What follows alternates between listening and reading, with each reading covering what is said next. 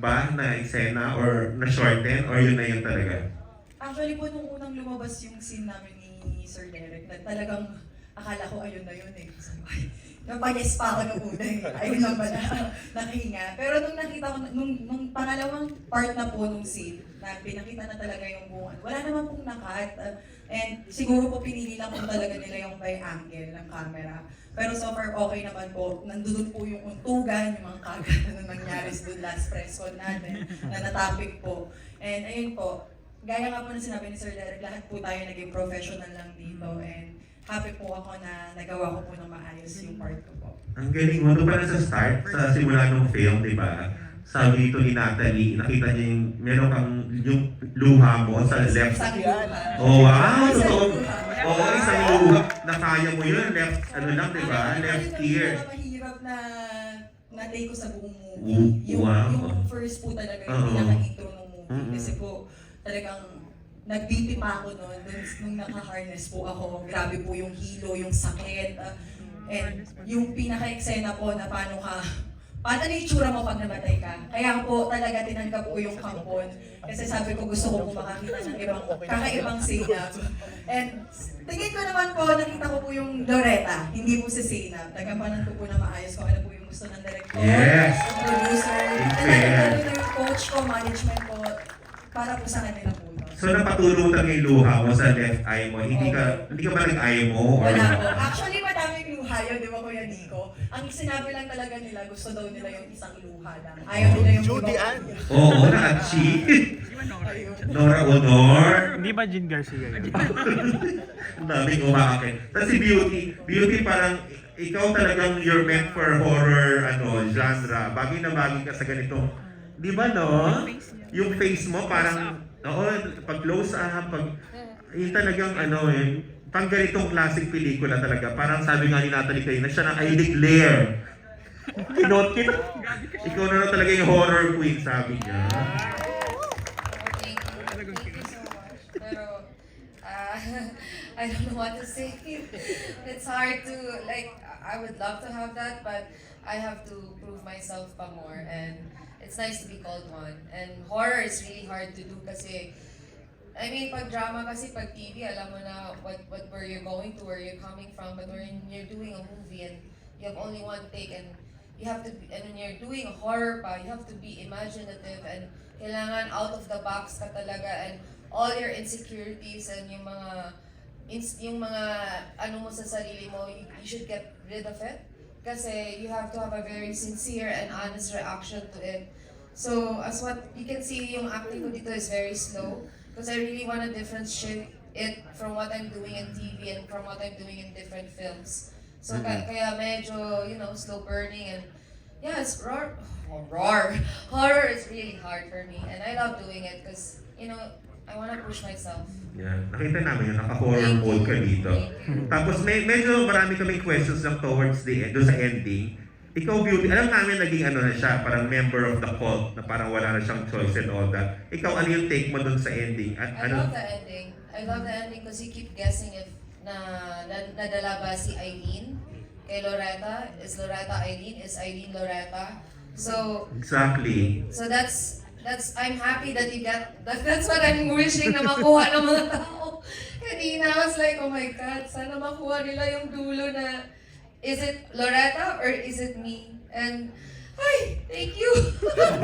Yun talaga yung tanong namin eh. Natakot ako. Nakakalaman ko sa part 2. Oh! Ano yan? Can we expect a sequel? Para pwede, no? According to the ending, pwede. Pero di naman, Pwedeng buhay. Oo, pwedeng buhay naman si Derek talaga. Alam mo na mga horror film. Si Loretta nga buhay. Oo, correct. Si Loretta ka buhay. Nakamay na tayo. So, pwede ba, Derek, possible ba magkaroon to ng sequel or what? Isa sa mga napag-usapan namin yan ni Dodo at ni Tordy in the past. Kasi yung gusto talaga namin for the film is sarado yung kwento. Pero merong mga maliliit na elements na pwedeng gamitin for a possible sequel or not necessarily sequel, spin-off, di ba? Yes. Pangpon Universe.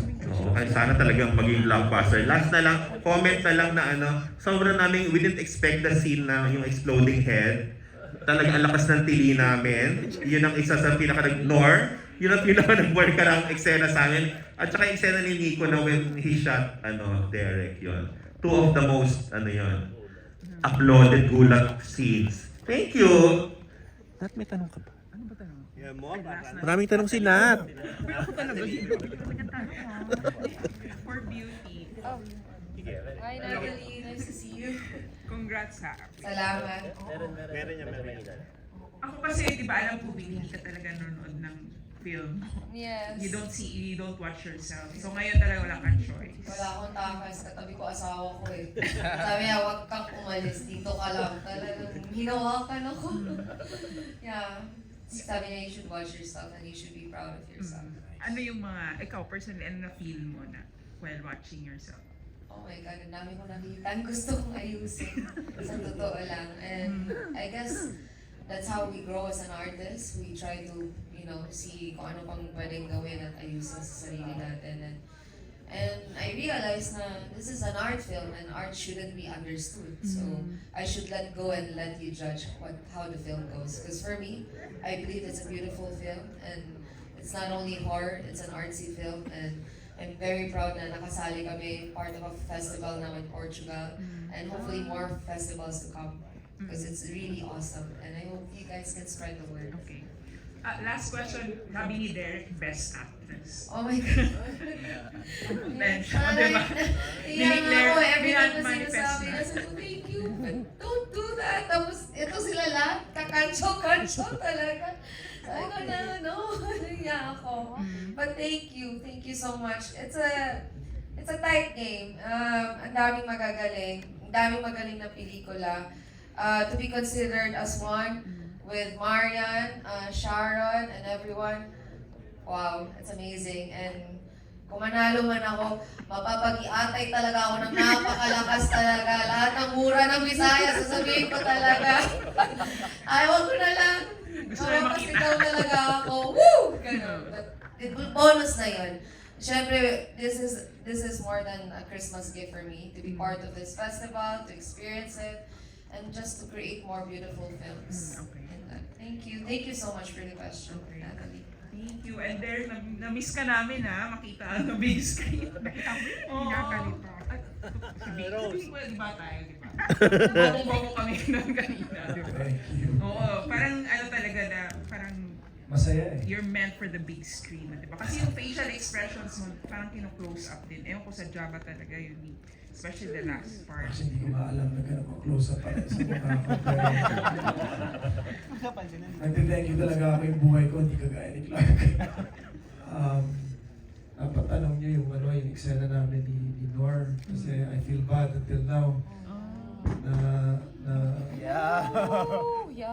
si ko si Nor ng solid. Okay. Blackout siya, wala pa yung ngipin. Kaya ngayon, tinatanong ko, kumusta yung ngipin niya? Okay na. Pero tanggal yung ngipin. Kung wala yung ngipin niya, blackout siya. Buti na lang nasa loob yung ulo niya kasi naglag sa semento eh. Accident. Yeah, it was the scene na binubugbog ko si... Napagsiko na gano'n. Pag-awan niya sa akin, Medyo malapit. like, when I hit him, alam ko na talagang bulog. Kailangan ulitin yung scene na yan. Ikot na ako sa loob.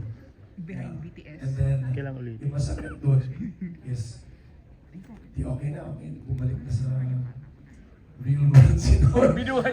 Ginanon ako ni Hagod.